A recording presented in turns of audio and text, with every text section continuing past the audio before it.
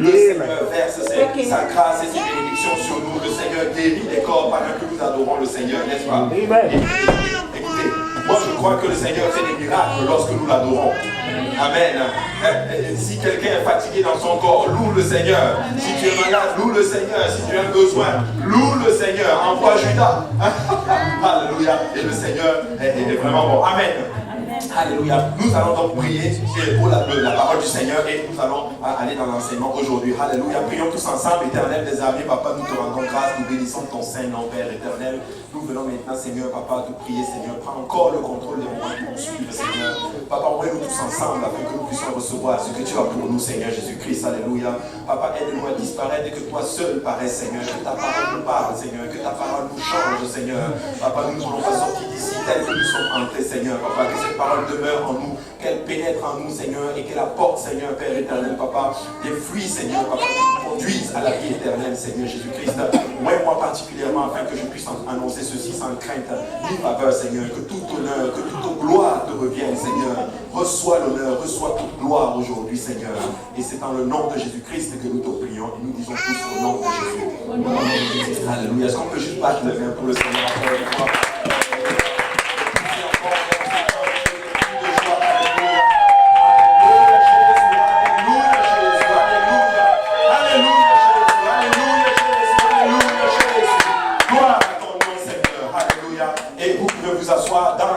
Du Seigneur aujourd'hui. Amen. Alléluia. Par la grâce du Seigneur, nous allons continuer notre série d'enseignement aujourd'hui sur bâtir le futur. Amen. Alléluia. Nous allons continuer notre troisième partie de bâtir notre futur. Et je crois qu'aujourd'hui, nous allons explorer certains principes qui vont nous aider en notre vie à bâtir effectivement notre futur en tant qu'Église. Amen. Alléluia. Et je sais que le Seigneur va faire de grandes choses aujourd'hui. Le Seigneur va nous parler. Amen. Alléluia. Et j'ai étudié un peu la leçon et il y a encore beaucoup d'enseignements qu'on peut tirer par rapport à cette leçon-là. C'est certain que je vais garder pour une autre fois. Alléluia. Mais je crois que le Seigneur a quelque chose pour nous. Amen. Alléluia. Maintenant, nous allons continuer à parler de notre cher Néhémie. Et nous voyons que ce livre de Néhémie nous apprend beaucoup de choses en tant qu'Église, en tant qu'Assemblée. Alléluia. Et c'est juste extraordinaire. Mais avant tout, nous allons encore refaire un récapitulatif. Nous allons parler de certaines bases que nous avons évaluées la semaine passée. Et nous avons vu justement que le livre de Néhémie ne consistait pas seulement à reconstruire. Ne consistait pas à reconstruire seulement un mur, mais c'est à faire de telle sorte que cette ville de Jérusalem devienne un endroit propice justement pour les enfants du Seigneur, pour les enfants de Dieu qui étaient les Israélites à l'époque. En fait, le but c'était que cet endroit devienne un foyer justement pour le peuple de Dieu et aussi un témoin pour le nom de notre Seigneur, pour le nom de Dieu justement dans toute la région. En d'autres termes, les autres villes, quand ils voyaient Jérusalem, ils devaient juste dire, ça c'est la ville de Jésus-Christ, ça c'est la ville de Jéhovah, littéralement. Et vous savez quoi? C'est la même chose avec nous. Il faut que quand les gens nous voient dehors, ils doivent dire, eux c'est le peuple de Dieu, ce sont les enfants de Jésus-Christ. Amen. Parce que le peuple de Dieu est toujours différent. Amen. Des autres, les enfants de Dieu sont toujours différents des autres enfants. Amen. Et au fur et à mesure que nous allons procéder à travers, nous allons avancer à travers ce livre, gardez toujours à l'esprit que ça c'était un journal de Néhémie et ça date de 2500 ans. Amen. 2500 ans, il a écrit un journal. Et on avait vu que Jérusalem ressemblait à l'époque à la Nouvelle-Orléans après l'ouragan Katrina. Ou si on veut être plus récent, ça ressemblait au Texas après justement Harvey. Un tas de bruit, un tas de destruction, un tas de décombres. Amen. Et c'était ça justement Jérusalem.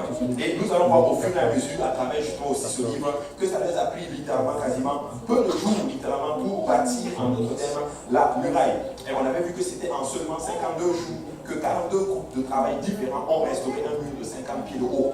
Et on avait vu les statistiques, c'était 15,24 mètres de haut, avec une circonférence de 4 miles. 4 miles, c'est environ 6437,376 mètres. Waouh! Alléluia, l'ordinateur est très précis, n'est-ce pas? Et on avait vu justement que c'était à un taux littéralement de 504 pieds, donc 153 mètres par jour qu'ils ont fait. Extraordinaire. Et en plus de cela, tout en luttant contre une opposition. Vous savez quoi? C'est juste extraordinaire, c'est que malgré l'opposition, ils ont réussi à faire quelque chose d'extraordinaire. Et je suis là pour dire à quelqu'un aujourd'hui, c'est que malgré l'opposition qu'il y a dans ta vie, tu vas accomplir des choses et les gens du monde vont juste être là, ils ne vont absolument rien comprendre. Hier, je suis allé visiter quelqu'un et la personne venait juste d'accomplir quelque chose en l'espace de quelques mois seulement. Et quand j'ai vu ça, j'ai dit waouh, extraordinaire. Tu es là, ça ne fait même pas un an. Mais regarde ce que le Seigneur a déjà fait dans ta vie. Et là, j'étais en train de lui dire, tu sais quoi, de meilleures choses sont encore devant toi. Et là, je lui disais, tu sais, les meilleurs moments de ta vie ne sont pas derrière toi. Les meilleurs moments de ta vie sont devant toi. Amen. Alléluia. Ils sont devant toi et ta famille. Amen. Qu'est-ce qu'ils ont fait pour accomplir en peu de jours ce que plein de personnes n'ont pas réussi à faire en 140 ans? Certes, ils ont prié, mais oui, ils ont aussi donné des gens à leur prière. Ils ont bougé, ils se sont levés, ils ont fait plein de choses.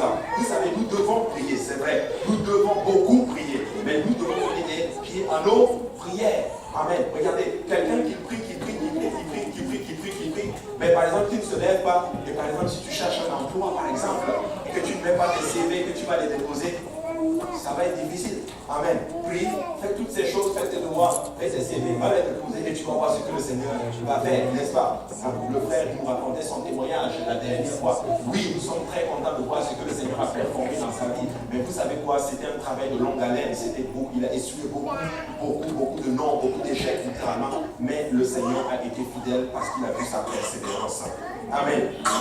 Mais aujourd'hui, par la grâce du Seigneur, nous allons étudier le chapitre 3 du livre de Néhémie. On avait aussi parlé des différents ennemis qu'il y a dans nos vies lorsque nous commençons à bâtir notre terre. On avait parlé de Sambala, on avait parlé de Tobija, et on avait aussi parlé de Geshem, littéralement, et on avait dit justement ce qui représente littéralement dans nos vies. Le monde va être contre toi, le diable va être contre toi, ta chair va être contre toi. Mais laisse-moi te dire que tu as le Seigneur avec toi et tu vas y arriver. Tu vas y arriver et tu vas sortir de là vainqueur. Tu vas sortir de cette bataille vainqueur ou vainqueuse. Je ne sais pas si ça se dit. Alléluia, mais le Seigneur va te donner la victoire. J'ai l'impression qu'il y en a qui ne croient pas. J'ai dit que le Seigneur va te donner la victoire. Le Seigneur va te donner la victoire. Amen. Amen. Au nom de Jésus-Christ. Maintenant, nous allons voir le chapitre 3. Et le chapitre 3, justement, nous présente les différents groupes de personnes qui ont, en d'autres termes, contribué à rebâtir la muraille. Et je vous dis, ce chapitre 3, là, en général, quand nous le lisons, on ne va pas porter attention à cela. Vous savez, il y a des chapitres dans la Bible, quand tu les lis, surtout quand ça commence à dire fils de tel, fils de tel, fils de tel, fils de tel. On va être honnête, je sais qu'il y a certains qui sautent cette partie-là, ils vont lire les autres parties. Mais je vous dis, il y a beaucoup de jus dans ces affaires-là. Il y a beaucoup d'enseignements. Mais c'est la même chose avec le chapitre 3. Vous allez voir, ce n'est pas les fils d'eux, mais c'est écrit par exemple, Elisha, le grand sacrificateur, se leva avec ses frères de sacrificateurs et il bâtit la porte des brebis. Amen. Donc, et quand vous étudiez le chapitre 3, vous allez voir qu'il y a beaucoup d'enseignements là-dedans. Amen. Donc ça nous enseigne beaucoup de principes et ça présente les différents groupes là qui ont contribué littéralement à bâtir, si on peut le dire ainsi, la muraille. Amen. Maintenant, nous allons étudier certains principes. Amen. Certains principes. Maintenant, je vous en prie, ne comprenez pas de travers l'enseignement aujourd'hui. Comprenez-le par exemple. Nous sommes en train de bâtir le futur. Amen. Donc nous allons prendre ces principes-là et nous allons les appliquer et vous allez voir, nous allons bâtir une église forte, une assemblée forte et puissante. Comme je le dis, le livre de Néhémie, ce n'est pas seulement bâtir des murs, c'est seulement bâtir un endroit propice, littéralement. Un endroit des murs et des portes. C'est-à-dire que l'ennemi ne pourra pas y entrer, mais ceux-là qui cherchent le Seigneur vont pouvoir y entrer. Amen. Donc nos ennemis ne vont pas pouvoir y entrer, mais nos amis pourront entrer par les portes. Maintenant, le premier principe que nous pouvons voir à travers le chapitre 3 aujourd'hui, c'est que les dirigeants à l'époque qui dirigeaient la construction de murs, si on peut le dire aujourd'hui, nos pasteurs, littéralement, ne doivent donner l'exemple, mais ils ne peuvent pas faire le travail tout seuls. Amen. Oui, ils vont donner l'exemple, mais laissez-moi vous dire qu'ils ne peuvent pas faire le travail tout seuls. Maintenant, il est où mon exemple de la semaine passée? Jonathan, viens là. Viens. Je sais que tu te rappelles de l'exemple de ce qu'on avait fait. Tu vas tenir cela jusqu'à ce que je finisse de prêcher. Et j'espère que le Saint-Esprit va tomber sur certaines personnes pendant que je prêche. Je pense que vous n'avez pas. Non, mais vous n'avez pas. Ok, le Saint-Esprit est tombé sur le frère Stéphane. Alléluia. Donc je continue à enseigner. J'espère que le Saint-Esprit va tomber encore sur certaines personnes. Alléluia. Le Saint-Esprit est tombé sur personne. Bon, le Saint-Esprit va tomber encore sur certaines personnes. Alléluia. Alléluia. Et en fait, vous voyez en d'autres termes, si je lui dis, tiens ça pendant que je finis de prêcher, il va se fatiguer. Mais pendant que le Saint-Esprit tombe sur les gens, des gens vont venir l'aider à porter littéralement le fardeau. Amen. Je suis content que le Saint-Esprit soit tombé sur l'église aujourd'hui. Merci beaucoup. Alléluia. Et c'est un peu littéralement cela. Le pasteur va donner l'exemple, il va porter le fardeau, mais il ne peut pas faire tout le travail tout seul. Il a besoin d'aide. Maintenant, regardez, Néhémie chapitre 3, verset 1, la Bible dit ceci. Élisha, le souverain sacrificateur, se leva avec ses frères les sacrificateurs et il bâtit la porte des brebis. Il la consacrait en posant les battants et en posèrent les battants. Il la consacrèrent depuis la tour de Béa jusqu'à la tour de Ananil. Extraordinaire. Ici, dans le premier chapitre, le premier verset du chapitre 3, la Bible ne dit pas que c'est des gens, mais c'est des sacrificateurs qui ont construit la porte des brebis. Donc vous voyez le point, c'est des sacrificateurs littéralement, c'est des pasteurs littéralement qui ont construit la première porte. Extraordinaire. Mais quand tu vas lire la suite, d'autres personnes vont venir construire d'autres portes. Amen. Extraordinaire. Pourquoi je parle de cela aujourd'hui? Ça m'a beaucoup frappé. Parce que regardez, Élisha, ce n'était pas un simple sacrificateur, c'était le grand sacrificateur. En d'autres termes, c'était le pasteur lui-même à l'époque. Il se leva et il a pris ses autres pasteurs avec lui. En d'autres termes, venez et nous allons bâtir la porte des brebis. Et je suis tellement content, et je lisais là quelque chose juste avant que l'enseignement commence. Écoutez, pourquoi la porte des brebis en premier? Extraordinaire. Quand je parle de la brebis, à quoi ça nous fait penser? Le sacrifice. Vous savez, oui, il fallait bâtir, alléluia, Jérusalem. Il fallait bâtir les murs. Le temple était déjà bâti. Mais il faut donner des sacrifices dans ce temple-là. Qu'est-ce que ça prenait? Ça prenait des brebis pour donner le sacrifice dans le temple. Et la première chose qu'ils ont d'abord établie littéralement, c'est la porte des brebis littéralement. C'est la porte des agneaux pour le sacrifice. Écoute, la première chose que tu dois établir dans ta vie, la première porte, c'est cette porte qui va laisser l'agneau de Dieu entrer dans ta vie. Alléluia. Écoutez, ça c'est Jean qui le dit ceci. Voici l'agneau de Dieu qui ôte le péché du monde. Oui, il y a une porte que tu dois bâtir dans ta vie. Ouvre cette porte et laisse l'agneau entrer. Peut-être que ta porte, tes brebis aujourd'hui dans ta vie, elle est déstabilisée. Elle est détruite littéralement. Et l'agneau de Dieu n'y est pas. Mais quelqu'un doit ouvrir la porte et laisser entrer notre Seigneur Jésus-Christ. N'est-ce pas qu'il déclare ceci? Je frappe à la porte. Celui qui ouvre, j'entre et je soufflerai littéralement avec lui. Tu sais, tu as besoin de notre Seigneur Jésus-Christ dans ta vie. Tu as besoin littéralement d'avoir le Seigneur Jésus-Christ dans ta vie. Et ça, c'est la première porte que tu dois bâtir. La porte des brebis. La porte des brebis. Vous savez, les pasteurs, les dirigeants, ils ne peuvent pas le faire tout seuls. Oui, ils vont donner l'exemple, mais un jour, ils vont se fatiguer. Maintenant, quand je parle de dirigeants ici, vous savez, nous sommes tous des dirigeants. Amen. Écoutez, moi j'ai écouté un jour un enseignement, et l'enseignant disait ceci, que nous sommes tous des leaders. Je vais vous expliquer pourquoi je dis ainsi. Leader, c'est quelqu'un qui est capable d'influencer quelqu'un. Maintenant, tu es capable d'influencer quelqu'un autour de toi. En d'autres termes, laisse-moi te dire, tu as besoin d'aide. Et laisse-moi te dire que la première porte que tu vas devoir rétablir la porte du Seigneur Jésus-Christ, la porte des brebis. Et tu vas voir, d'autres personnes verront bâtir les autres portes autour de toi. Peuple de Dieu, nous allons bâtir justement ce fondement qui est notre Seigneur Jésus-Christ. Écoutez, il ne sera question que de Jésus-Christ parmi nous, n'est-ce pas? Alléluia. Extraordinaire. Deuxième grand principe qu'ils étaient en train de montrer à travers le chapitre 3, c'est que ça prend l'unité, travaillant l'un à côté de l'autre pour bâtir une porte et puissante. Néhémie chapitre 3, verset 2 dit ceci. À côté d'Élishab bâtirent les hommes de Jéricho. À côté de lui bâtirent Zakour, fils d'Imri. Vous voyez, quand vous étudiez le chapitre 3, vous allez voir, c'est l'un a travaillé à côté de l'autre. L'autre a travaillé à côté de l'autre, à côté de l'autre. Vous savez, mes frères et sœurs, le Seigneur a fait de telle sorte que tu auras toujours besoin de quelqu'un autour de toi. Amen. Est-ce qu'il y a quelqu'un ici qui peut faire tout seul?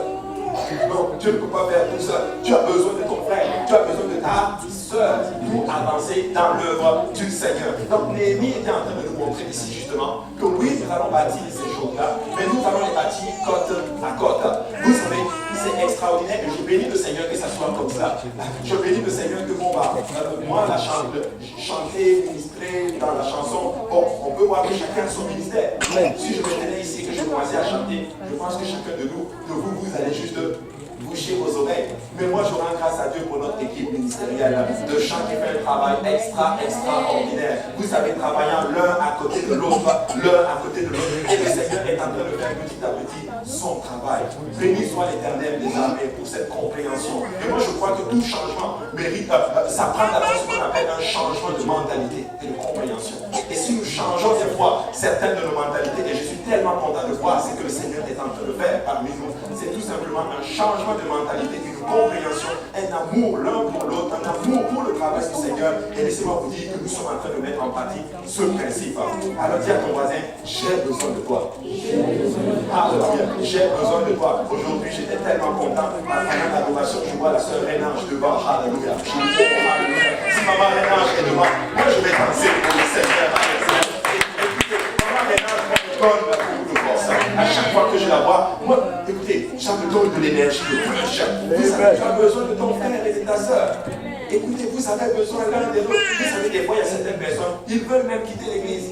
Mais dès qu'ils voient, par exemple, tel frère ou telle soeur qui passe par des moments difficiles aussi, mais qui dit, oh, mais tu sais quoi, je suis en train d'aller à l'église. Tu n'es pas en train d'aller à l'église, tu dis, mais allons même encore à l'église. Tu arrives à l'église, la parole te touche, tu vois la communion fraternelle, tes soeurs, tes frères, et la joie revient, la joie du Saint-Esprit tombe sur vous, et tu sors de là, tu dis, non, moi je reste dans le Seigneur. Alors dis à ton voisin, j'ai besoin de toi. Alléluia. Et en passant, je vais demander, ne me faites pas de mal. Amen. Je veux vous voir dans la maison du Seigneur. Alléluia. Et le Seigneur est extraordinaire. Un principe, travaillant à côté l'un à l'autre, nous allons faire de grandes choses pour le Seigneur. Troisième point, troisième principe, c'est que l'unité ne signifie pas nécessairement que tout le monde va aider. C'est pas ce que ça veut dire. C'est vrai, il y en a qui vont aider, comme d'autres ne vont pas aider. Alléluia. Mais vous savez quoi? J'ai appris quelque chose récemment. J'ai appris justement à notre terme que c'est le Seigneur qui touche les cœurs. C'est le Saint-Esprit qui change les cœurs. Regardez ce que la Bible dit dans Néhémie chapitre 3, verset 5. À côté de travailler les égoïtes, dont les principaux ne se soumirent pas au service de leur Seigneur. Vous savez, j'ai étudié ceci, je n'ai pas poussé trop loin. Peut-être que je vais l'étudier, puis un jour on va en parler. Mais le mot Seigneur ici, ce n'est pas un S majuscule. C'est un S minuscule. Je pense que c'est écrit, n'est-ce pas? Au verset Néhémie chapitre 3, 5. Merci. Néhémie 3, 5. Si on peut l'afficher à l'écran. Voilà. Vous allez voir qu'ils ne se souviennent pas au service de leur Seigneur. Bon, je n'ai pas creusé là-dessus, mais je vais vous dire ce que je pense. Je pense que littéralement c'était à leur dirigeant, littéralement, ici. Amen. Donc, vous savez, ils n'ont pas aidé, mais ça n'a pas empêché quand même le mur de s'élever. Alléluia. Mais vous savez quoi, c'est pas bien grave. Amen. Ce sont des choses qui arrivent, ça va certainement arriver, mais avec l'aide du Seigneur, le Saint-Esprit va travailler les cœurs, et le Saint-Esprit va changer les cœurs, et tous ensemble, d'un commun accord, nous allons travailler littéralement à bâtir la ville. Vous savez, oui, il y en a qui ne vont pas aider, mais vous savez quoi, nous allons prier quand même les uns pour les autres, et le Seigneur va faire son œuvre, n'est-ce pas? Quatrième point, certains emplois requis pour construire l'église ne sont pas très plaisants. N'est-ce pas? Il y a des choses qu'on n'aime pas faire, n'est-ce pas? Alléluia. Pour bâtir la maison du Seigneur. Regardez, Néhémie chapitre 3, verset 14, ceci. Malkija, fils de Réka, chef du district de Beth et Clem, prépara la porte du fumier. La porte du fumier. Et il la bâtit et posa les battants, les verrous et les barres. Wow, il a bâti les portes du fumier. Je ne sais pas si je comprends bien français, mais fumier, vous savez ce que c'est le fumier? C'est les déchets. Écoutez, oui, il fallait du fumier, mais là je ne sais pas qu'est-ce qu'il faisait avec les fumiers, je n'ai pas creusé dessus. Probablement qu'il y avait peut-être des fleurs à l'époque dans Jérusalem, qu'il fallait, en d'autres termes, il fallait mettre de l'engrais, et il fallait des portes pour garder cela. Mais lui, c'est là qu'il a travaillé. Et vous savez ce qui me frappe? C'était un chef de district. Amen. Malkija, fils de Réka, chef du district de Beth et Crème. À Crème. extraordinaire. Écoutez, vous savez, il n'y a pas vraiment de sous-métier, là, comme on dit, dans la maison du Seigneur. Tout ce que vous faites, écoutez, le Seigneur le voit. Le Seigneur le voit. Vous savez, des fois, il y a certains emplois, certaines choses que nous ne voulons peut-être pas faire dans la maison du Seigneur. Mais je veux vous dire une chose. Vous là qui faites des choses qu'on ne voit pas, que le pasteur probablement ne mentionne peut-être pas tous les jours, mais laissez-moi vous dire que le Seigneur, lui, il vous voit et le Seigneur va vous récompenser. Écoutez, je vous dis merci au nom du Seigneur Jésus-Christ. Je vous dis merci pour le travail que vous faites pour la maison du Seigneur. Et je sais qu'il y a beaucoup de personnes qui font des choses que personne ne voit. Continuez, le Seigneur, lui, il vous voit. Et le Seigneur vous le rendra au centuple. Je crois de tout mon cœur que quand la trompette va sonner, le jour où on va commencer à notre thème à récompenser, vous allez voir certaines personnes. Non, toi, ben oui, toi. Et quand le Seigneur va te montrer ce qu'il faisait, laisse-moi te dire que tu vas dire, wow, mais on ne le voyait pas. Le pasteur ne le mentionnait pas. Mais laisse-moi te dire que le Seigneur Jésus-Christ va le mentionner au dernier jour. Alléluia. Courage pour ce que vous faites. Ministère des itinérants, que le Seigneur vous bénisse. Ministère de l'école du dimanche, que le Seigneur vous bénisse. Équipe de chant, que le Seigneur vous bénisse. Équipe d'évangélisation, que le Seigneur vous bénisse. Vous qui appelez les âmes, que le Seigneur vous bénisse. Vous qui faites des études bibliques, que vous déplacez dans les maisons, que le Seigneur vous bénisse. Vous qui priez ici à des heures tardives, que le Seigneur vous bénisse. Vous qui ne dormez pas parce que vous êtes en train de vous intercéder pour les âmes perdues, pour vos dirigeants, pour vos familles, puisse le Seigneur vous bénir et vous donner la force de continuer dans le nom du Seigneur Jésus-Christ. Ça prend ça pour bâtir une église forte et puissante. Et je suis content de voir ce que le Seigneur est en train de faire. Écoutez, j'ai pu voir une maturité et une compréhension extraordinaire dans la présence du Seigneur. Écoutez, est-ce qu'on peut juste battre les mains?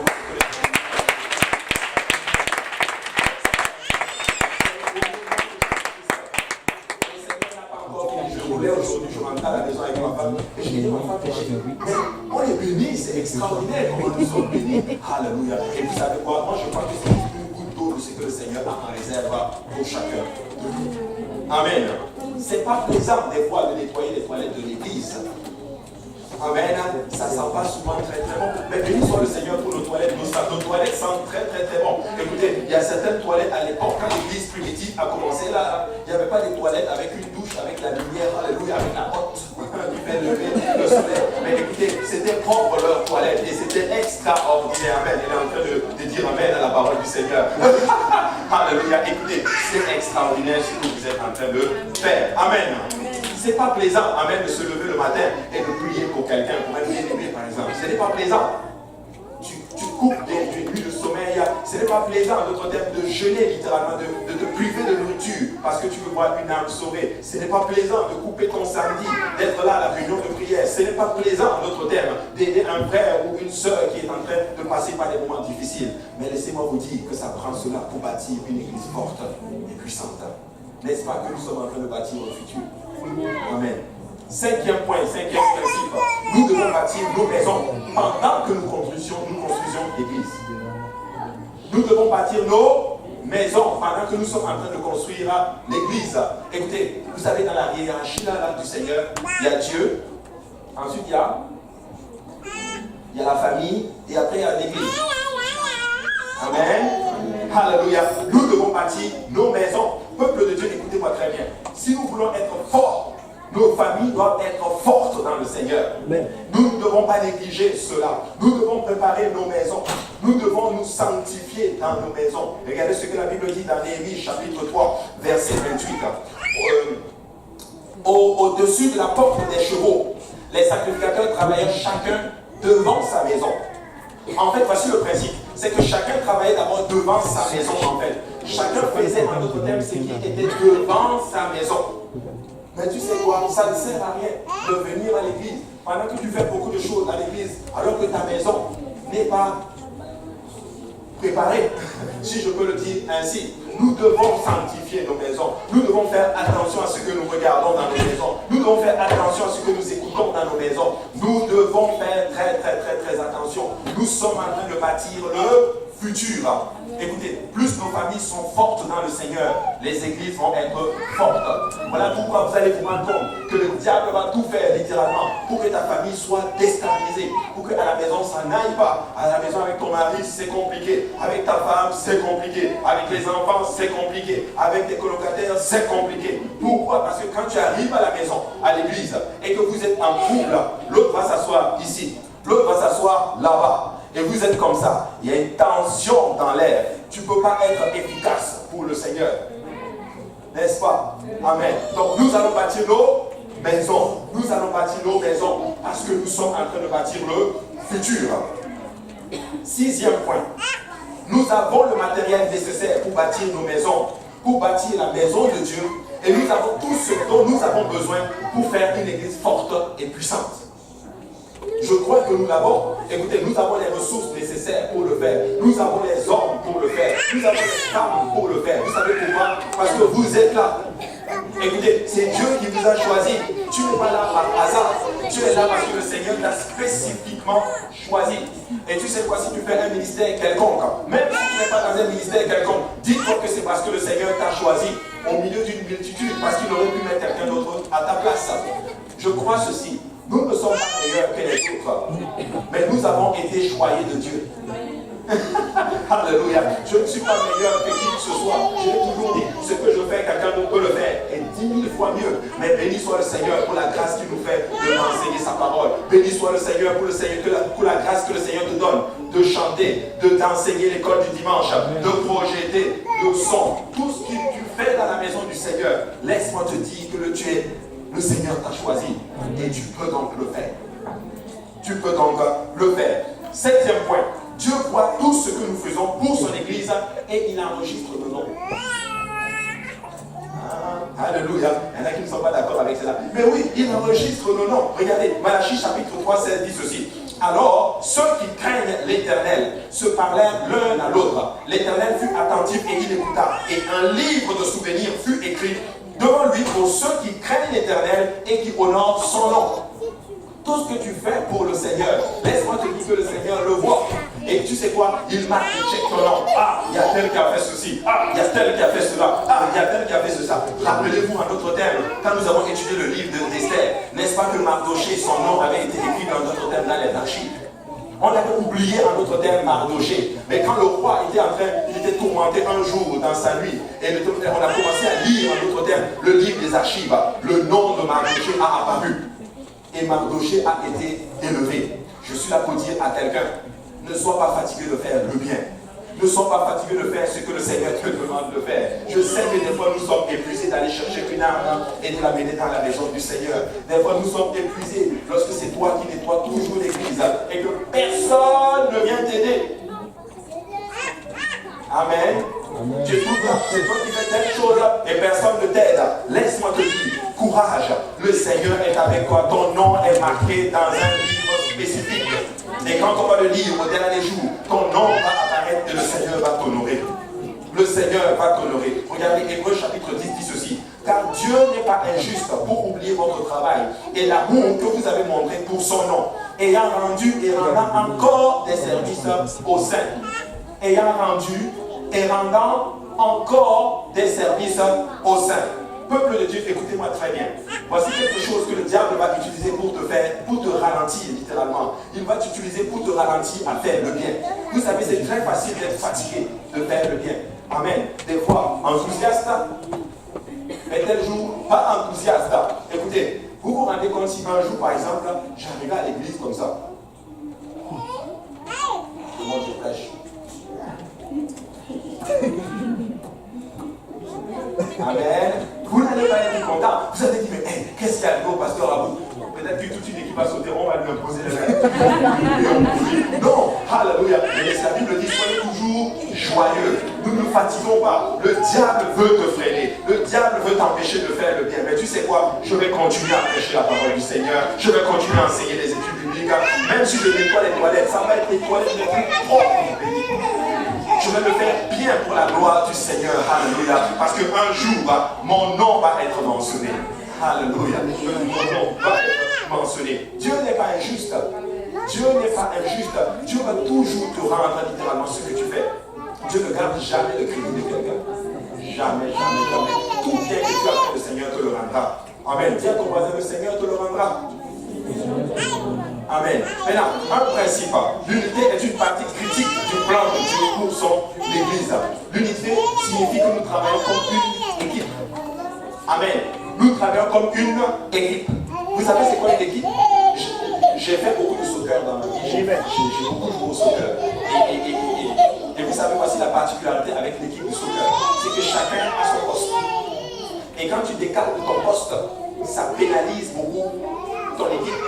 Et des fois, le problème c'est ceci, c'est que quand tu quittes ton équipe, quelqu'un qui est dans un autre poste, à côté de toi, doit combler à ton poste. Pour ne pas laisser le trou vide. Parce que le trou doit être complet. Mais unité veut dire c'est que nous travaillons en équipe. En d'autres termes, si tu as signé à un poste, concentre-toi, fais le bien.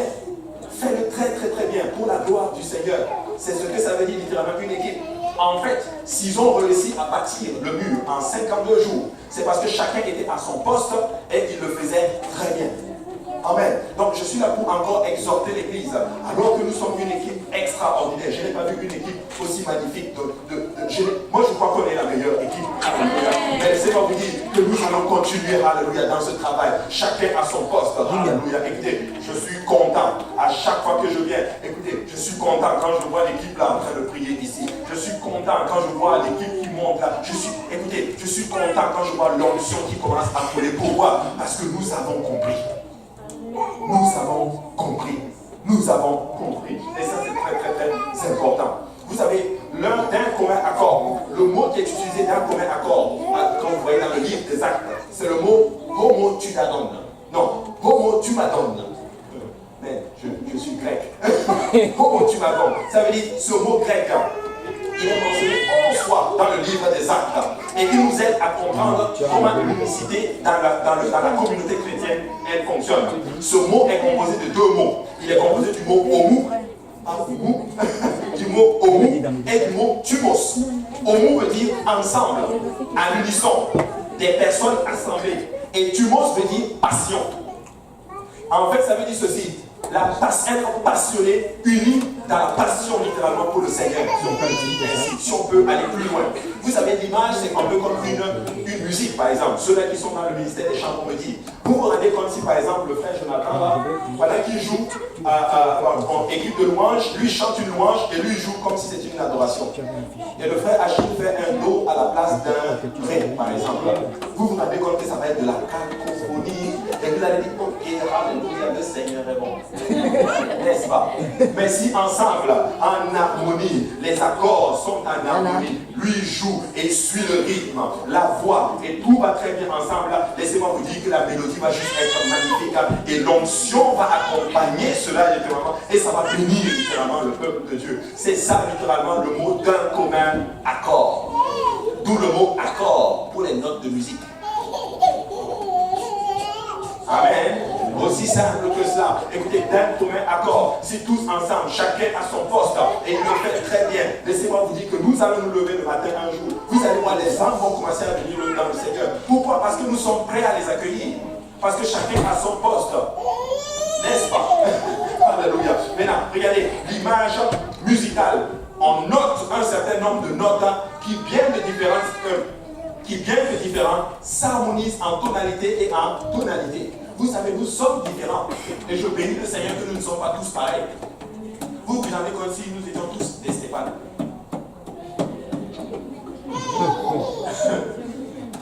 Bonjour Stéphane, tu vas bien Stéphane? Je suis content de te voir Stéphane. Oh Stéphane, ça va bien. Oh Stéphane, ça va bien. On est tous pareils.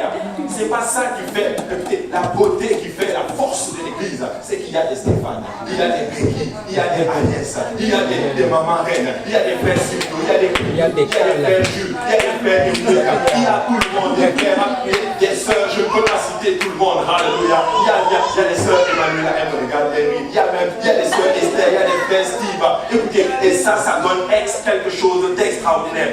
N'est-ce pas que nous ne sommes pas comme les autres peuples, n'est-ce pas? Alléluia. Vous savez,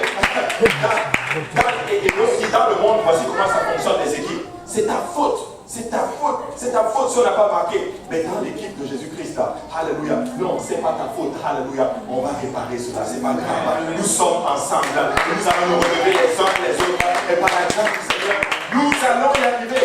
Écoutez, n'êtes-vous pas content de faire partie de l'équipe de Jésus? Alléluia. Écoutez, vous savez, dans mon travail, quand j'ai commencé mon travail, on a commencé ma formation. Et dans les formations, on écrit souvent les conditions de réussite. Et ça m'a beaucoup frappé. Dans une des conditions de réussite, vous savez ce qui était marqué? Droit à l'erreur. J'étais content. Merci Seigneur de m'avoir mis dans la bonne équipe. Écoutez, dans l'équipe de Jésus, vous avez droit à l'erreur. Parce que nous ne sommes pas parfaits. Et par la grâce du Seigneur Jésus-Christ, nous allons y arriver. Je suis content que je ne suis pas parfait. J'ai fait beaucoup d'erreurs. Vous avez fait beaucoup d'erreurs. Mais vous savez quoi? Par la grâce du Seigneur, on avance quand même. On avance quand même, n'est-ce pas? N'êtes-vous pas content de faire partie de l'équipe de notre Seigneur Jésus-Christ? Alléluia. Et vous savez quoi? Comme les instruments d'un concert sous la direction d'un metteur en scène, le Saint-Esprit fusionne la vie des membres de l'Église du Christ pour accomplir son but. Amen. Vous savez quoi? Chacun de nous a ses particularités. Chacun de nous a ses forces. Chacun de nous, en d'autres termes, a ses particularités. Mais c'est ça qui fait que l'Église avance. Certains sont bons à donner. Certains sont bons à exhorter. Certains sont bons à enseigner. Certains sont bons littéralement à aller chercher les gens et les amener dans l'Église. Et vous savez quoi? C'est ça qui fait la force de l'Église. Amen. Certains sont bons aux instruments. Certains sont, en tout cas, je ne sais pas. Certains sont, on a besoin de tout le monde. On a besoin de tout le monde. Et ça, c'est un principe. En passant, je suis en train d'enseigner sur le fait de bâtir le futur. Parce que je m'attends et je sais que notre grande église forte et puissante est là. Amen. Actes chapitre 6, verset 1 dit ceci. En ces temps-là, le nombre des disciples augmentant, les hellénistes murmuraient contre les Hébreux parce que leurs veuves étaient négligées dans la distribution qui se faisait chaque jour. Les 12 convoquèrent la multitude des disciples et dirent: il n'est pas convenable que nous laissions la parole de Dieu pour servir aux tables. C'est pourquoi, frères, choisissez parmi vous 7 hommes que l'on rende un bon témoignage, qui soit plein d'esprit saint et de sagesse, et que nous chargeons de cet emploi. Et nous continuerons à nous appliquer à la prière et au ministère de la parole. Vous savez, il y a quelque chose de particulier lorsque nous sommes en train de bâtir les murs, lorsque l'église commence. Il y a quelque chose de particulier que je vais évoquer et je sais que nous allons tous nous retrouver là-dedans. Tous. Alléluia. C'est le murmure. Amen. C'est le murmure. La Bible dit, quand vous étudiez le livre des Actes, c'est que l'église avait grandi. Les âmes venaient. C'était puissant. Écoutez, ils étaient 12 apôtres, 12 pasteurs, si on peut le dire ainsi, avec 3000 âmes à gérer. Plus 120, donc 3120 âmes. Waouh! Extraordinaire! 12 pasteurs. Vous vous rendez compte? Divise, est-ce que quelqu'un peut me faire le calcul? 3120 divisé par 120. Non, divisé par 12.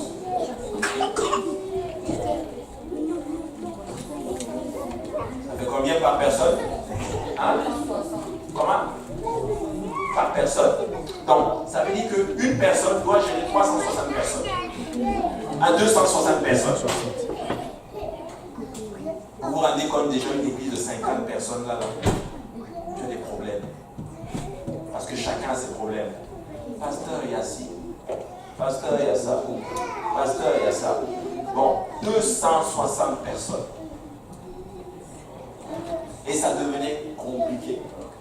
La Bible dit littéralement verset dans Genèse chapitre 6 que le nombre des disciples augmentait. Et les hellénistes commençaient à murmurer contre les apôtres. Vous savez, voici quelque chose que le diable va utiliser maintenant. C'est le murmure. Vous savez, j'ai regardé la définition du mot murmure. Murmure, ça veut dire se plaindre sous basse voix.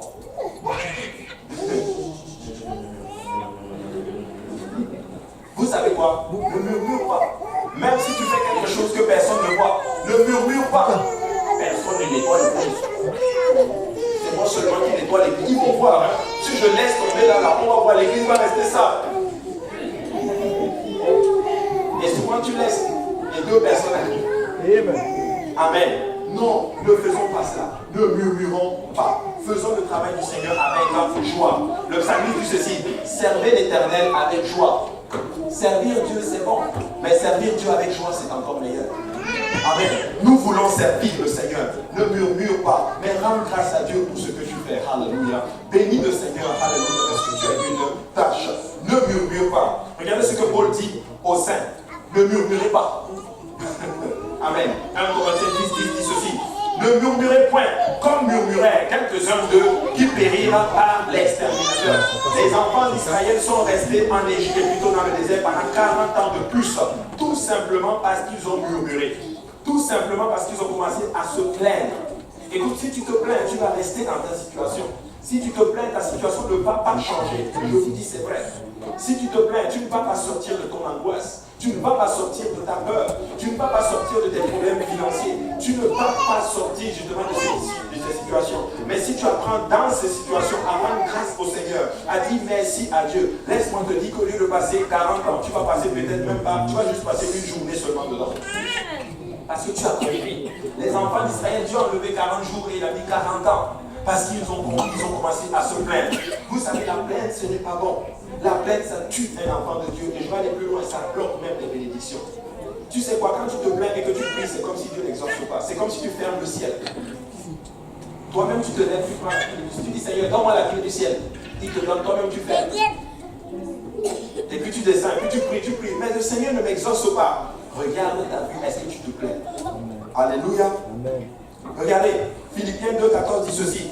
Faites toutes choses sans murmure ni hésitation. Amen. Sans murmure ni hésitation. Fais-le juste.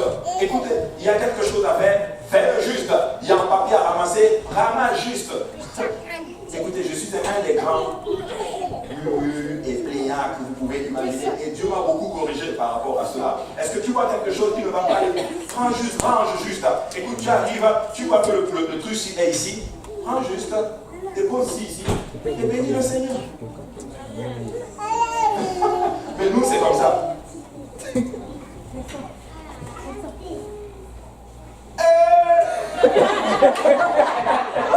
Encore! Pasteur prêche chaud, il prêche chaud, il prêche chaud. Je vous dis, le ciel va tomber aujourd'hui. De toute façon, je ne prends même plus. Et Dieu est sur son truc, il prêche chaud, il prenne, il pose, et puis je lui donne ses papiers d'immigration. Je dis, tu sais quoi, je vais encore pousser ça de quelques mois. Jusqu'à ce que tu arrives.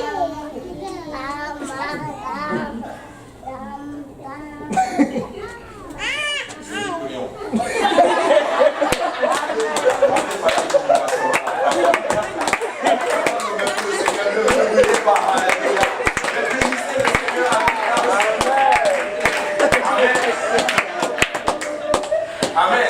Je vous dis, j'ai un grand cœur de chat. Je vous remercie tellement. Seigneur, pourquoi tu ne me donnes pas mes papiers? Je vous dis, mon processus d'immigration a pris 4 ans. Jusqu'à le Seigneur me dit, mais c'est parce que tu murmurais beaucoup.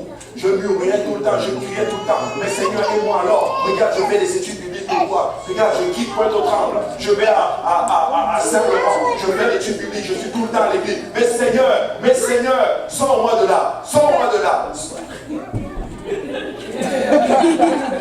Jusqu'à un moment où tu dis, Seigneur, je suis content de faire ça.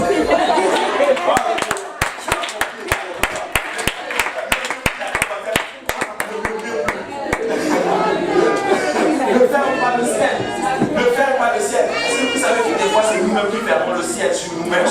C'est nous-mêmes qui retardons littéralement nos bénédictions. Amen. J'ai dit à certaines personnes, vous savez quoi? Fais l'œuvre du Seigneur avec joie. Fais-le, ne parle plus. Ne parle plus, prie juste. Est-ce qu'il y a une âme que tu gères, que tu es en train tu t'occupes de l'âme? Prie juste pour la personne. Écoutez, rien que même cette semaine, je suis allé pour une étude biblique. La personne me dit, je veux l'étude biblique, je veux l'étude biblique, je veux l'étude biblique. Je dis, tu veux l'étude biblique? Tu veux l'étude biblique? J'arrive, je sors, il y a personne, et je rentre à la maison. J'ai quitté ma maison, laissé mes enfants. Prendre le temps de mes enfants pour venir enchaîner. Mais la personne n'est pas là. Alors que la personne dit, non, parce que il ne vient même pas à mon étude biblique. Ok. Il n'y a personne. Et là, je rentre chez nous. Je dis, ne parle pas. Bénis seulement, bénis-moi seulement. Merci Seigneur pour le repos que tu me donnes. Je suis rentré à la maison et je joue avec mes enfants. Alléluia. Écoutez mes frères et sœurs, le travail de Dieu, si nous voulons le réussir, ne murmure pas. Fais-le juste pour la gloire du Seigneur. Fais-le avec joie. Bénis le Seigneur pour toutes choses que tu fais. Écoutez, vous voulez que le Seigneur vous bénisse, travaillez juste pour Dieu sans murmure.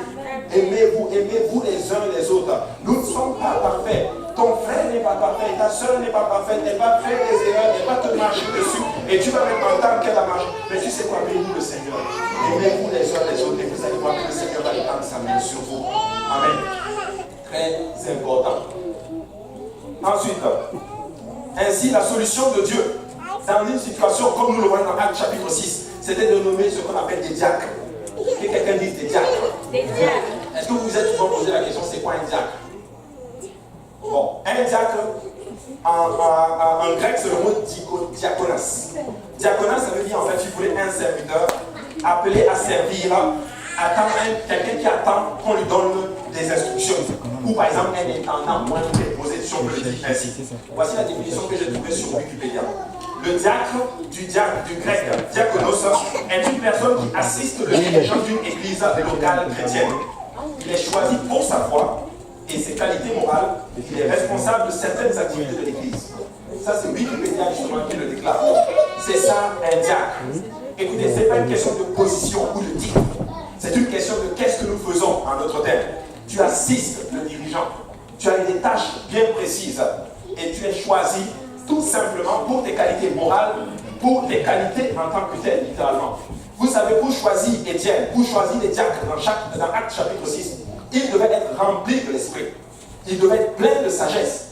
Et vous savez quoi? Si vous êtes dans un ministère quelconque, laissez-moi vous dire que vous avez ces qualités. Parce qu'on ne vous a pas choisi pour rien. On vous a choisi parce qu'on a regardé vos qualités. Et laissez-moi vous dire que nous sommes tous des diacres. Parce que si vous êtes là aujourd'hui, c'est parce que Jésus-Christ littéralement vous a choisi. Le grand dirigeant vous a choisi. Et nous sommes là pour l'assister. Amen. Extraordinaire. Et c'est ce que les apôtres ont fait.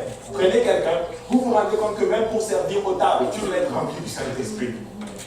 Tu dois être plein de sagesse. Étienne était rempli du Saint-Esprit. Malgré le fait qu'il servait aux tables, ça n'a pas empêché Étienne de sortir et d'aller enseigner la parole du Seigneur et de gagner des âmes. Il est même mort. Son travail, c'était juste servir aux tables. Vous vous rendez compte, il a juste prêché un message et il est mort. Il a juste prêché une seule fois. Il est monté sur le pupitre une seule fois. Et on l'a lapidé et il est mort. Mais vous savez quoi, Jésus-Christ lui-même s'est levé pour accueillir ce premier martyr de l'histoire. Écoutez, quelqu'un qui était couché, on le lapide, il est grand, il voit le ciel. Il dit, Seigneur, ne leur ampute pas ce péché. En fait, Étienne était devenu comme son maître. Parce que la Bible déclare que tout disciple accompli devient comme son maître. Nous sommes en train de devenir comme Jésus-Christ. Nous sommes en train de devenir des serviteurs. Arriver à une place où l'offense ne te peut plus rien. Arriver à une place où les pierres ne te font plus mal. Tout le monde va être contre toi. Mais laisse-moi te dire que si Jésus est pour toi, personne ne sera contre toi. Et je suis là pour voir des gens, peut-être que vous êtes blessés dans votre âme, blessés dans votre esprit, par des paroles que les gens ont prononcées, par des membres de famille. Beaucoup de gens payent un prix fort pour servir le Seigneur. Laisse-moi te dire que ces pierres ne te font plus mal parce que tu es en train de devenir comme Jésus-Christ. Parce que Jésus-Christ lui-même à la croix a déclaré ceci: Père, ne leur ampute pas ce péché. Ils ne savent pas ce qu'ils font. Amen. Tu es en train de devenir comme Jésus. Tu es en train de devenir comme Jésus. Voilà pourquoi des fois ça arrive et ça ne te dit plus rien. Alléluia. La Bible déclare qu'il était rempli de l'esprit. Nous sommes des diacres. Nous avons la sagesse en nous. Nous avons l'esprit de vérité en nous. Vous savez quoi? Nous pouvons faire ceci dans la gloire du Seigneur Jésus-Christ. Regardez ce que la Bible dit dans Éphésiens 4:11.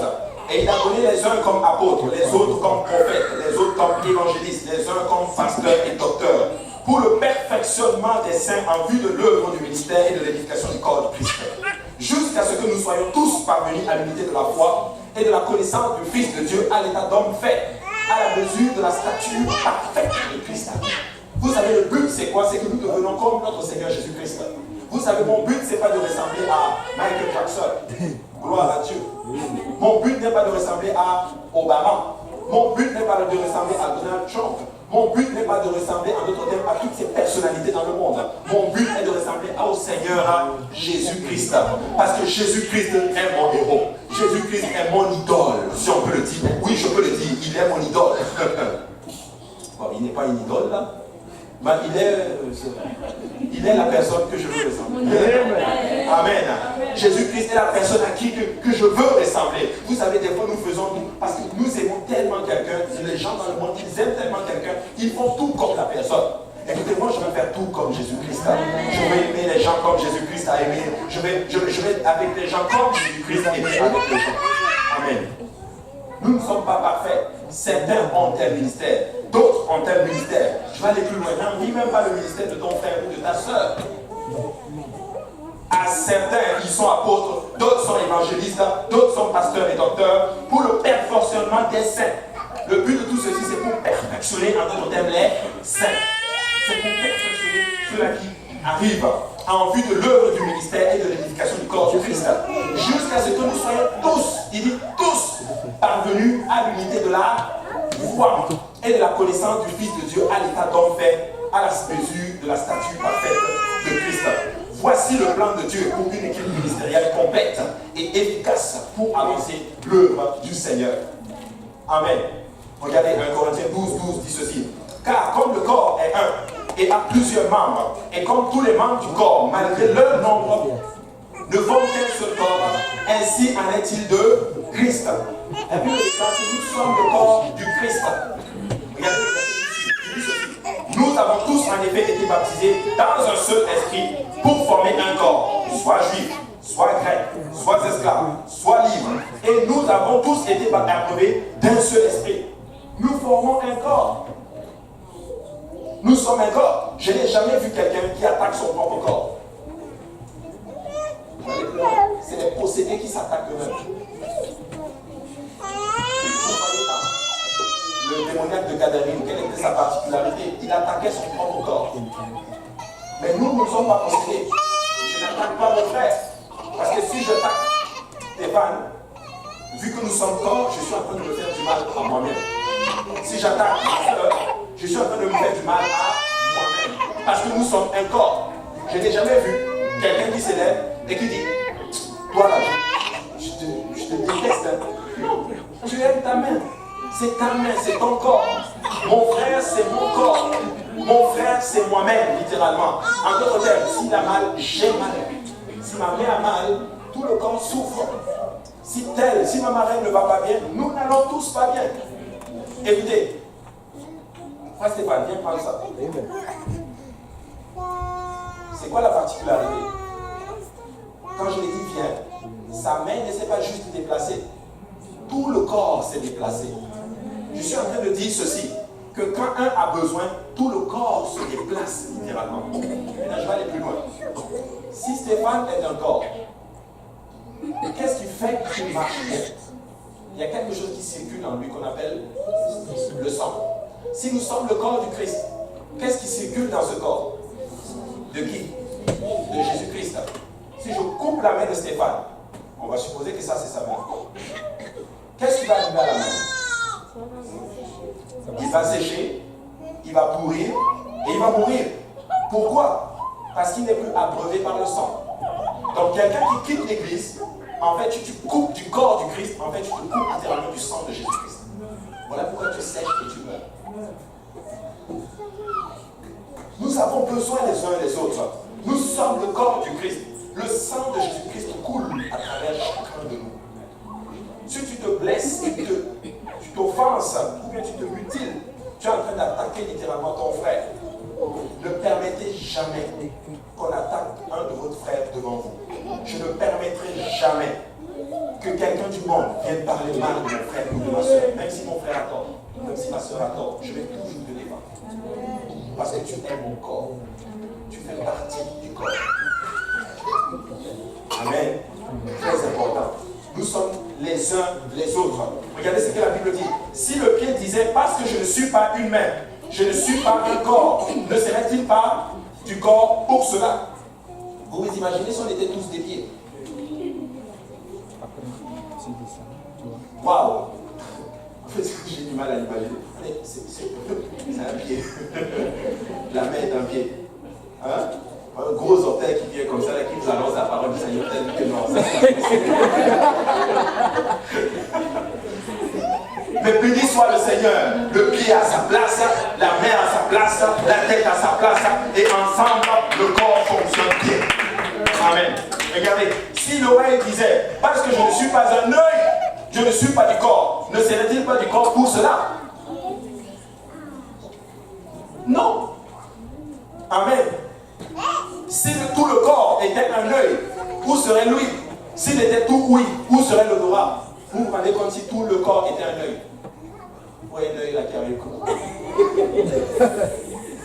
Maintenant, Dieu a placé chacun des membres dans le corps comme il a voulu. Si tous étaient un seul membre, où serait le corps? Maintenant donc, il y a plusieurs membres et un seul corps. L'œil ne peut pas dire à la main, je n'ai pas besoin de toi. Ni la tête dire aux pieds, je n'ai pas besoin de vous. Mais bien plutôt les membres du corps qui paraissent être les plus faibles sont nécessaires. Les corps, les membres qui paraissent être les plus faibles, ils sont nécessaires. Vous vous rendez compte, si par exemple, comme le pasteur dit souvent, le poil de nez là, juste le poil de nez là, si tu n'avais pas de poil de nez là, tu allais passer tout ton temps à tousser. Parce que la poussière va atteindre littéralement ton cerveau et ça va littéralement te tuer. Mes frères et sœurs, écoutez-moi très bien. Nous avons besoin les uns des autres. Personne n'est plus grand que l'autre. Je ne suis pas plus grand que vous. Et vous n'êtes pas plus grand que moi. Peut-être que certains sont plus grands en taille. Mais quand je dis plus grand, c'est devant le Seigneur. Nous sommes tous pareils. En passant, je vais aller même plus loin. Ceux-là qui font ces ministères qu'on ne voit pas. Écoutez, sans vous, l'Église serait vraiment très difficile à fonctionner. Amen. Regardez ceci. Maintenant, mais bien plutôt les membres du corps qui paraissent être les plus faibles sont nécessaires. Et ceux que nous estimons être le moins honorables du corps, nous les entourons d'un plus grand honneur. Ainsi, nos membres les plus honnêtes reçoivent le plus d'honneur. Les moins honnêtes, pardon, merci beaucoup, reçoivent le plus d'honneur. Waouh! Ça veut dire ceci, en général, ceux-là qui reçoivent beaucoup d'honneur, c'est parce qu'en fait, ils ne sont pas trop si importants que cela. Dieu dit, on va compenser pour vous. Amen. On va compenser pour vous littéralement. Et ceux que nous êtes, je l'ai déjà lu cette partie, tandis que ceux qui sont honnêtes n'en ont pas besoin. Dieu a disposé le corps de manière à donner plus d'honneur à ceux qui en manquaient, afin qu'il n'y ait pas de division dans le corps, mais que les membres aient également soin les uns les autres. Et si un membre souffre, tous les membres souffrent avec lui. Et si un membre est honoré, tous les membres se réjouissent avec lui. Mes frères et sœurs, voici un critère pour que la bénédiction arrive. Si ton frère réussit, réjouis-toi avec lui. Bénis le Seigneur pour lui. Rends grâce à Dieu pour lui. Parce que ta part est aussi en train d'arriver. Parce que Dieu ne t'a jamais oublié et ne va jamais t'oublier. Écoute, si Dieu a restauré la vie de quelqu'un, s'il a sauvé le parent de quelqu'un, ça ne veut pas dire qu'il a oublié tes parents. Il va te sauver. S'il a donné l'immigration à quelqu'un, il va aussi te donner l'immigration. Mais tu sais quoi, apprenons à nous réjouir les uns. En passant, je suis en train de bâtir le futur. Parce que cette église qui va être bâtie, c'est une église où les membres vont se réjouir lorsque un réussit. C'est une église qui va prier tellement avec beaucoup d'amour pour un frère qui souffre jusqu'à ce que Dieu la délivre. C'est une église qui va s'élever, qui va dire, ma soeur, je sais que ta vie ça ne va pas, je sais qu'à la maison, ton mari ça ne va pas, mais je vais prier jusqu'à ce que le Seigneur sauve ton mari au nom du Seigneur Jésus-Christ. Je vais prier avec toi jusqu'à ce que la paix et la joie reviennent en toi. Parce que nous sommes en train de bâtir le corps du Christ. Amen. Si quelqu'un souffre, souffrons avec lui. Ne dites jamais que parce qu'il souffre, c'est parce qu'il a fait un péché. Non. Ce n'est pas parce que tu as fait un péché que tu souffres. Quoique des fois, certains péchés peuvent permettre à Dieu, Dieu peut permettre à souffrance d'arriver. Mais ce n'est pas forcément parce que quelqu'un souffre qu'il a péché contre Dieu. Mais vous savez quoi? Nous avons besoin de compassion. Vous savez comment Job appelle ses collègues? Des consolateurs misérables. Ils sont venus en d'autres termes au lieu de le consoler. En fait, on l'a en plus abattu. Oh ma soeur, tu es sûr que tout va bien? Non, je sais que ça ne va pas, mais tu es sûr que tu n'as pas fait quelque chose à la maison que... Je crois que tu as dû faire quelque chose. Il faut que tu arrêtes. Il faut arrêter parce que ce n'est pas bon là. Je vais même prier pour toi parce que cette affaire, non, c'est pas comme ça là. Tu es en train de te faire du mal. Et le Seigneur n'aime pas cela. Arrêtez ça s'il vous plaît. Parce que toi-même tu es dans des problèmes, mon cher ami. En fait, c'est Dieu qui est en train de te faire grâce parce que très bientôt si toi-même tu n'arrêtes pas ta part, ça va te prendre très vite. Frères et sœurs, compassion, compassion, compassion. Compassion, compassion, compassion. Nous sommes en train de bâtir le futur. Écoutez, vous savez comment j'ai su vraiment littéralement que j'étais dans la volonté du Seigneur aujourd'hui? J'ai oublié mon téléphone à la maison. Dès que j'arrive à la maison, je vois un message. Une sœur littéralement m'envoie un message. Je n'ai pas mon téléphone ici, mais voici le message. Il dit, je priais ce matin. Voici ce que Dieu m'a dit. Dieu dit, je suis prêt à bénir l'Église, je suis prêt à sauver les âmes, mais il y a encore beaucoup d'offenses au milieu de vous. Les cœurs ne sont pas guéris.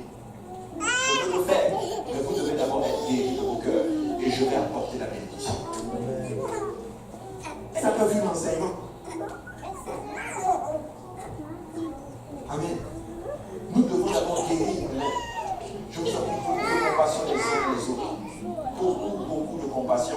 Il ne faut pas se frapper les uns les autres. Il ne faut pas se frapper.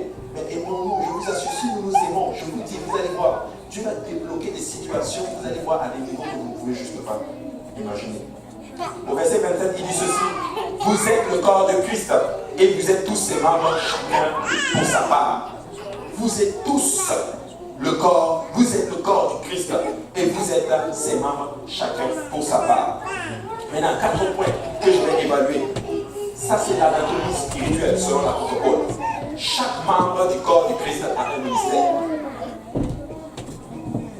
Chaque membre a une fonction unique dans le corps.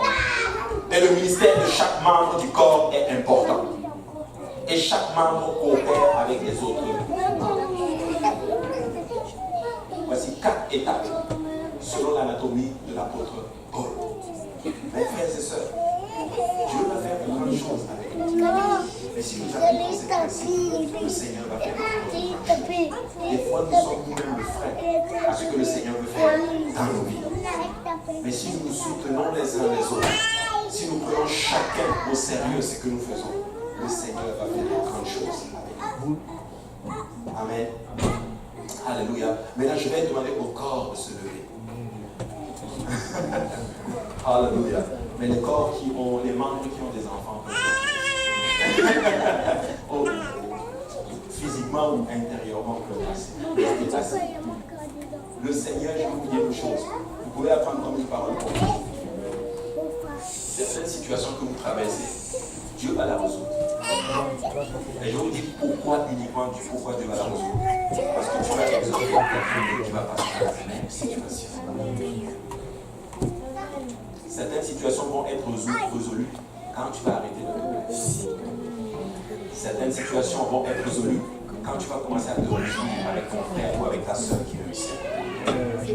Certaines situations vont être résolues jusqu'à ce que tu dises: il est temps pour moi de travailler à côté de mon frère ou à côté de ma soeur. Certaines situations vont être résolues jusqu'au moment où tu vas dire ceci: je vais être un diacre ou une diacre. Ou une diaconesse. Merci. Certaines situations vont être résolues quand tu vas comprendre ceci. Des fois, c'est juste un changement de mentalité, changement de compréhension. Et tout simplement mettre en pratique ces principes-là. Et tu vas bâtir un futur fort. Et tu vas voir ce que le Seigneur va faire. Amen. Est-ce qu'il y a des gens qui sont résolus à bâtir le futur? Est-ce qu'il y a des gens qui sont résolus à bâtir l'Église? Est-ce qu'il y a des gens, je veux le dire ainsi, qui sont prêts à dire: ma soeur, je vais être en accord avec toi. Je vais me réjouir de ce que le Seigneur va faire dans ta vie. Mon frère, je vais me réjouir de ce qui va se faire dans ta vie. Je serai un diacre, un serviteur de l'Éternel. Alléluia, Jésus.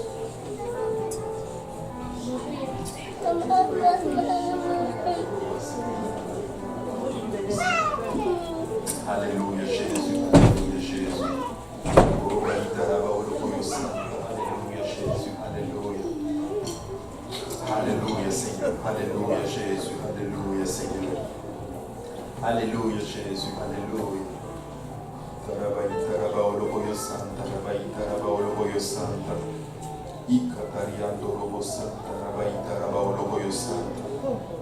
Alléluia, Jésus. Alléluia, Jésus. Alléluia, Jésus. Alléluia, Jésus. Alléluia, Seigneur. Toi est la gloire, Seigneur. À toi est l'honneur et la gloire, Seigneur. Alléluia, Jésus. Alléluia. À toi est la gloire, Seigneur Jésus. Alléluia, Seigneur. Alléluia, Jésus. Alléluia,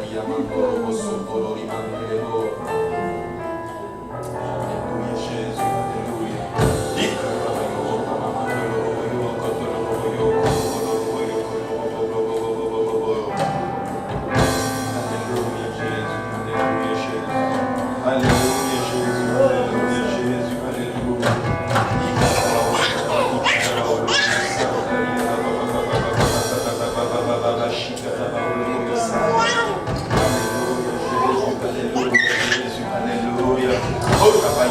rabaita rabaolo boyo santa, la maita rabaolo boyo santa. Ikata rabauta rabaolo boyo santa. Ikorabababababa kotolo boyo korabababababa shika la manekele bolo santa. Gloire au nom de Jésus, gloire au nom de Jésus, alléluia Seigneur. Ikarabaya karabaita rabaolo boyo santa, rabaita rabaolo boyo santa. Karabayo kuramando ika manekele bolo sultana maita ramando. Alléluia Jésus, alléluia. Ikorabababababa kotolo boyo santa, la maita rabaolo boyo santa. Alléluia Jésus, alléluia Jésus, alléluia. Oboyo korababahita rabaolo boyo santa, la maita ramando. Ikarabaya karabala rabahita rabaolo boyo santa. Hosaka la maita rabaolo boyo santa, la maita rabaolo boyo santa. Alléluia Seigneur. Gloire au nom de Jésus, alléluia Seigneur. À toi est la gloire Seigneur. Alléluia, alléluia Jésus, alléluia Seigneur, alléluia Jésus, alléluia.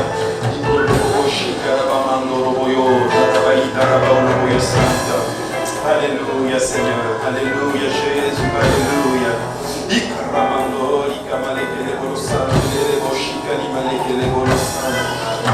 Gloire au nom de Jésus. Alléluia Jésus, alléluia, alléluia Jésus, alléluia. Oh rabaya karabahita rabaya karabala rabahita rabalo santa. Alléluia Seigneur. Béni soit le nom de Jésus, béni soit le nom de Jésus. Alléluia karabahita rabalo santa. Merci Seigneur, merci Jésus, alléluia.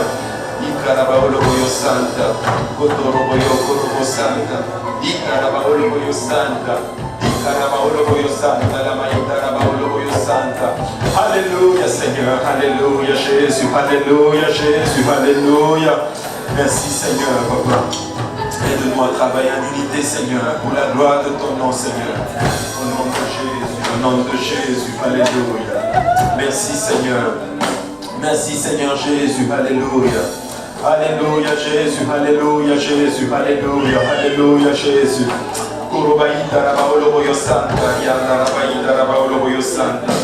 Merci Seigneur, merci Jésus, merci Seigneur. Merci Jésus, alléluia. Merci Seigneur, merci Jésus, alléluia. Alléluia Jésus. Merci Seigneur, alléluia. Alléluia Jésus, alléluia Jésus, alléluia. Merci Seigneur, merci Jésus, alléluia. Alléluia Jésus, alléluia, alléluia Seigneur. Alléluia Jésus. Alléluia, alléluia. Nous allons faire quelque chose de particulier.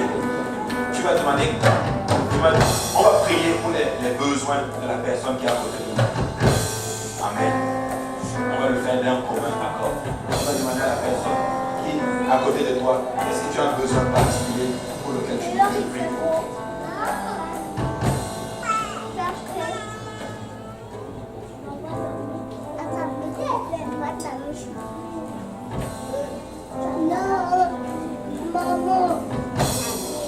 Et nous allons élever la voix et nous allons prier les uns pour les autres.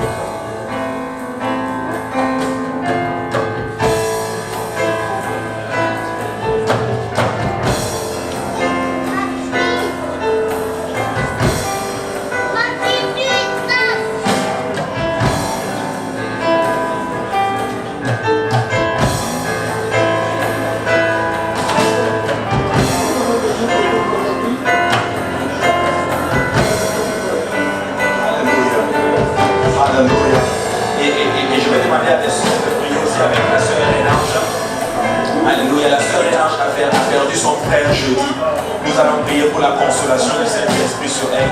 J'aimerais demander à quelques sœurs de venir prier avec elle. Alléluia. Alléluia. Merci Seigneur. Alléluia. Et nous allons prier tous ensemble. Alléluia. Et nous gardons le Père de la sœur Agnès aussi en prière.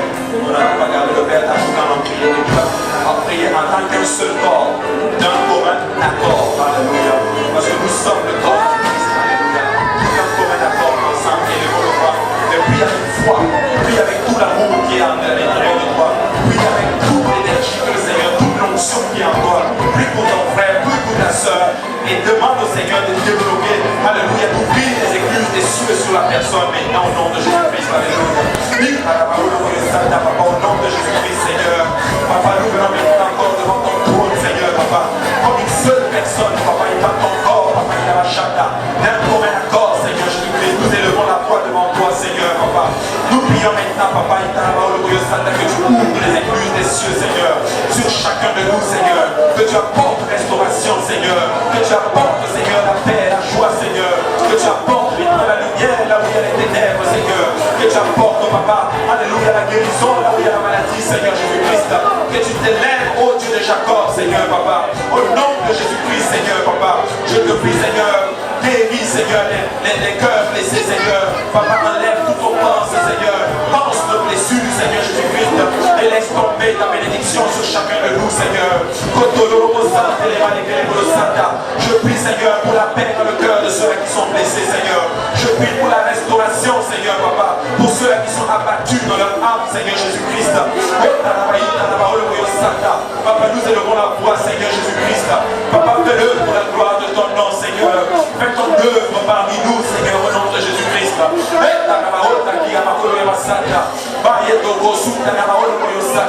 Souviens-toi, Seigneur, du Père d'Apoukam, Seigneur. Papa, souviens-toi, Papa de Louis, Seigneur. Papa, nous venons maintenant, Seigneur, Papa, appeler le salut dans sa vie, Seigneur Jésus-Christ, alléluia.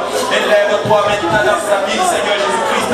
Papa, que ses ennemis se dispersent, Seigneur. Papa, que le salut entre dans la famille d'Apoukam, Papa, dans le nom de Jésus-Christ, alléluia. Papa, nous venons nous réclamer cette promesse, Papa, au nom de Jésus-Christ de Nazareth, Seigneur. Papa, tu es fidèle, Seigneur. Ta parole est certaine et véridique, Seigneur. Elle est scellée dans les cieux, elle est scellée sur la terre, Seigneur Jésus-Christ, alléluia. Nous appelons maintenant le salut dans nos familles, Seigneur. Nous appelons la restauration complète. Nous appelons, Seigneur, Papa, la consolation du Saint-Esprit dans ceux qui sont affligés, Seigneur. Nous te prions pour le frère Raymond, Seigneur. Comme un seul homme qui s'élève maintenant, Seigneur. Nous prions pour le frère Raymond à l'hôpital, Seigneur. Que ta main le touche, Seigneur. Papa, que ta droite le restaure complètement au nom de Jésus-Christ, Seigneur. Nous venons remettre ton fils et ton serviteur, le frère Gauthier, Seigneur, et sa famille entre tes mains, Seigneur. Apporte restauration complète, Seigneur. Touche son oncle, Seigneur Jésus-Christ. Apporte consolation dans la famille endeuillée, Seigneur Jésus-Christ, alléluia. Papa, élève-toi maintenant, Seigneur, et que le salut entre dans sa maison, Seigneur. Papa, je te prie maintenant, Seigneur, pour un esprit d'unité, Seigneur. Je te prie, Seigneur, pour une église forte que tu élèves, Seigneur. Je viens taire les murmures maintenant, Seigneur. Je viens taire toute plainte, Seigneur Jésus-Christ. Je viens appeler maintenant, alléluia, la bénédiction dans la vie de mon frère et de ma soeur, Seigneur. Je viens maintenant te prier, Seigneur. Donne possession du pays, Papa, à ceux qui en ont besoin, Seigneur.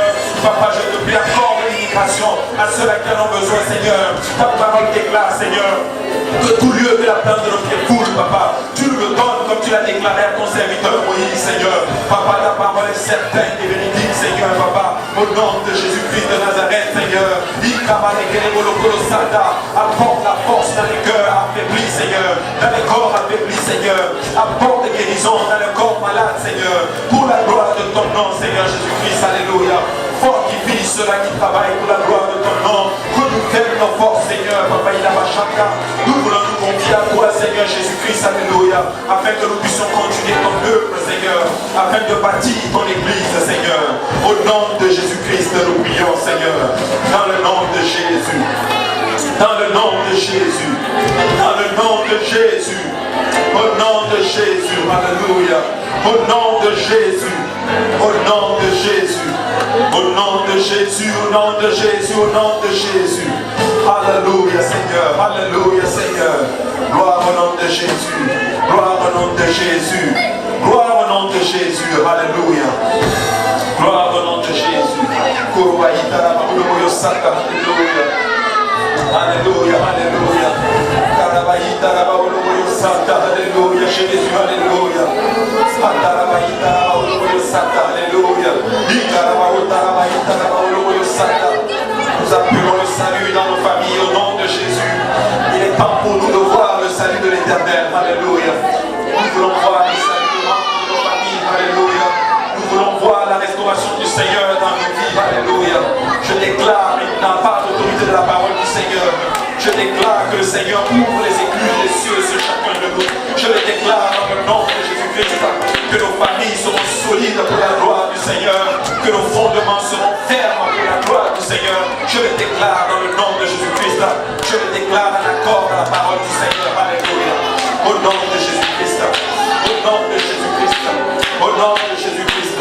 Au nom de Jésus. Alléluia. Au nom de Jésus. Alléluia. Alléluia. Que ton fardeau soit léger maintenant au nom de Jésus. Que ton fardeau soit léger maintenant au nom de Jésus-Christ. Que ton fardeau soit léger maintenant au nom de Jésus. Reçois la force du Seigneur maintenant, alléluia. Reçois l'assurance du Seigneur au nom de Jésus-Christ. Reçois la foi maintenant. Reçois la grâce du Seigneur dans ta vie aujourd'hui. Reçois maintenant, alléluia, la bénédiction du Seigneur au nom de Jésus-Christ de Nazareth. Au nom de Jésus-Christ de Nazareth. Alléluia, Jésus. Dans le nom de Jésus. Dans le nom de Jésus. Dans le nom de Jésus. Alléluia. Alléluia.